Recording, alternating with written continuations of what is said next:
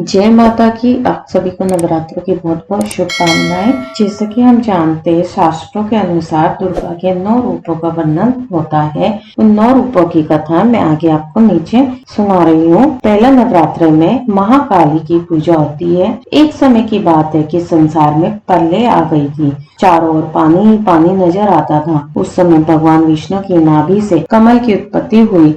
उस कमल से ब्रह्मा जी की उत्पत्ति हुई।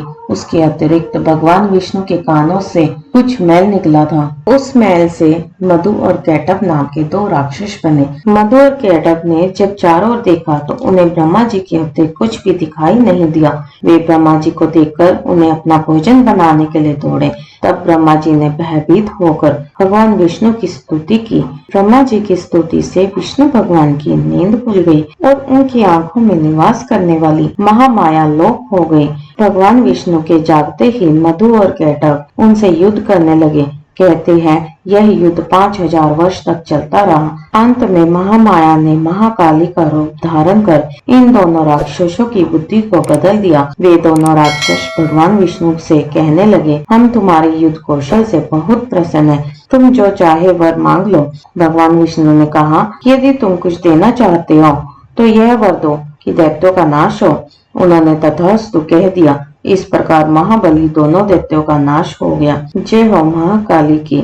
नवरात्र के दूसरे दिन महालक्ष्मी के रूप की पूजा की जाती है। प्राचीन काल में महिषासुर नाम का एक दैत्य था। उसने समस्त राजाओं को हराकर पृथ्वी और पाताल पर अधिकार कर लिया। स्वर्ग पर अधिकार करने के लिए उसने देवताओं पर चढ़ाई कर दी। देवताओं ने अपनी रक्षा के लिए भगवान विष्णु और भगवान शंकर की स्तुति की। उनकी स्तुति से भगवान शंकर और भगवान विष्णु जी प्रसन्न हुए। उनके शरीर से एक तेज पुंज निकला जिसने महालक्ष्मी का रूप धारण कर लिया। इन्हीं महालक्ष्मी ने महिषासुर दैत्य को युद्ध में परास्त कर देवताओं के कष्टों को दूर किया। जय हो महालक्ष्मी की। माता का तीसरा रूप चामुंडा है। एक समय की बात है कि शुंभ और निशुंभ नामक 2 राक्षस संसार में पैदा हुए। वे इतने बलशाली थे कि पृथ्वी एवं पाताल के सब राजा उनसे हार गए। अब उन्होंने स्वर्ग पर चढ़ाई कर दी। देवताओं ने भगवान विष्णु की स्तुति की। उनकी स्तुति करने पर विष्णु जी के शरीर से एक ज्योति प्रकट हुई जो चामुंडा थी। वे बहुत ही रूपवान थी। उनके रूप पर मुग्ध होकर शुंभ निशुंभ ने सुग्रीव नाम का दूत देवी के पास भेजा कि वह हम दोनों में से किसी एक के साथ विवाह कर ले। उस दूत को देवी ने यह कहकर वापस भेज दिया कि जो मुझे युद्ध में परास्त करेगा उसी के साथ विवाह करूंगी। दूत के मुंह से यह समाचार सुनकर उन दोनों ने पहले युद्ध के लिए अपने सेनापति धूम्राक्ष को आक्रमण के लिए भेजा। धूम्राक्ष सेना सहित मारा गया। इसके बाद चंड मुंड लड़ने आए। चंड मुंड भी देवी द्वारा मारे गए। अब रक्त बीज लड़ने आया। उसके शरीर से रक्त की एक बूंद जमीन पर गिरने से एक वीर पैदा हो जाता था। इस देवी ने रक्त बीज के शरीर से निकले खून को अपने खप्पर में लेकर पी लिया। इस प्रकार रक्त बीज भी मारा गया। अंत में शुंभ निशुंभ लड़ने आए और देवी के हाथों मारे गए। सभी देवता दैत्यों की मृत्यु से बहुत खुश हुए। जय हो चामुंडा माता की। माता का चौथा रूप है योग माया। जब कंस ने वासुदेव देवकी के 6 पुत्रों को वध कर दिया तो 7वें गर्भ के रूप में शेषनाग के अवतार बलराम जी आए जो रोहिणी के गर्भ में स्थानांतरित होकर प्रकट हुए। तब 8वें गर्भ में श्री कृष्ण भगवान प्रकट हुए। उसी समय गोकुल में यशोदा जी के गर्भ से योग माया का जन्म हुआ। वासुदेव जी श्री कृष्ण जी को गोकुल छोड़ आए और बदले में योग माया को वहां से ले आए। जब कंस ने कन्या रूपी योग माया को पटक कर मारना चाहा तो वह उसके हाथ से छूटकर आकाश में चली गई और देवी का रूप धारण कर लिया। आगे चलकर इसी योग माया ने श्री कृष्ण के हाथों योग विद्या और महाविद्या बनकर कंस, चाणूर आदि शक्तिशाली असुरों का संहार कराया। जय हो योग माया की। माता का 5वां अध्याय है रक्त दंतिका। एक बार वह प्रचित नाम के असुर ने बहुत से कुकर्म करके पृथ्वीवासियों और देवलोक में देवताओं का जीवन दुर्भर कर दिया। देवताओं और पृथ्वीवासियों की प्रार्थना से दुर्गा देवी ने रक्त दंतिका नाम से अवतार लिया। देवी ने प्रचिति आदि असुरों का रक्तपान करके मान मर्दन कर डाला। देवी के रक्तपान करने के कारण इसका नाम रक्त दंतिका पड़ा। जय हो रक्त दंतिका माता की।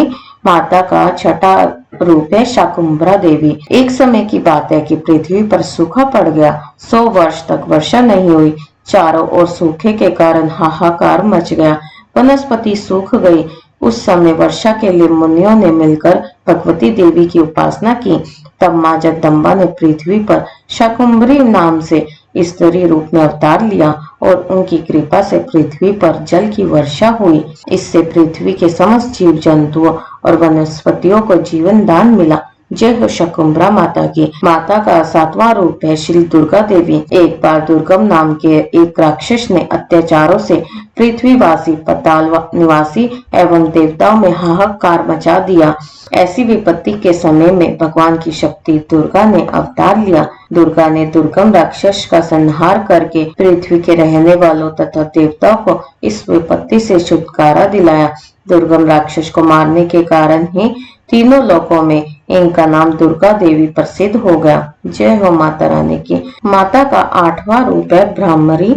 एक बार अरुण नाम के असुर के अत्याचार इतने बढ़ गए कि वह स्वर्ग में रहने वाली देव पत्नियों के सतीत्व को नष्ट करने की कुछ चेष्टा करने लगा। अपने सतीत्व की रक्षा के लिए देव पत्नियों ने भैरव का रूप धारण कर लिया और दुर्गा देवी से अपने सतीत्व की रक्षा करने के लिए माता से प्रार्थना की। देव पत्नियों को दुखी जानकर उनके उद्धार हेतु दुर्गा ने ब्राह्मणी का रूप धारण कर अरुण असुर को सेना सहित संहार कर डाला।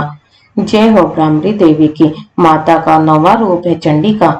एक बार की बात है कि पृथ्वी लोक में चंड और मुंड नामक 2 राक्षस पैदा हुए। इन दोनों राक्षसों ने पृथ्वी लोक, पाताल लोक और देवलोक पर अपना अधिकार कर लिया। इस पर देवताओं ने दुखी होकर मातृ शक्ति देवी का स्मरण किया।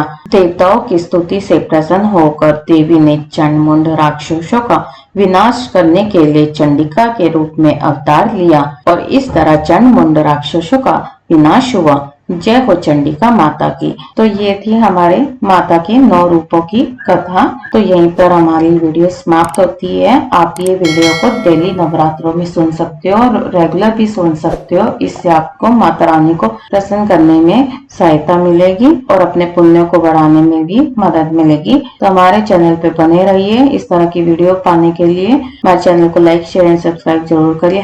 #भक्ति पूजा। जय माता दी। आपकी नवरात्रों की पूजा बहुत अच्छे से माता रानी आपको आशीर्वाद दे। जय माता।